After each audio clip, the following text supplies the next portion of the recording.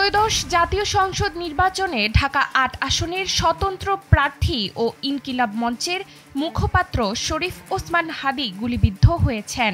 আজ শুক্রবার দুপুরের দিকে এ ঘটনা ঘটে। গুলিবিদ্ধ অবস্থায় তাকে ঢাকা মেডিকেল কলেজ হাসপাতালে জরুরি বিভাগে নেওয়া হয়েছে।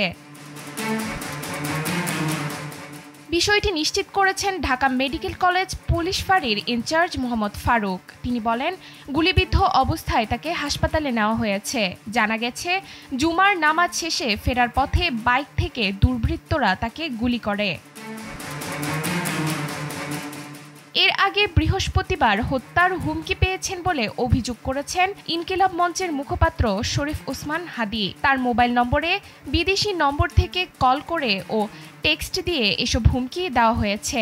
রাতে সামাজিক যোগাযোগ মাধ্যম ফেসবুকে এক স্ট্যাটাসে এই অভিযোগ করেন তিনি। ডেস্ক রিপোর্ট, সময়ের আলো।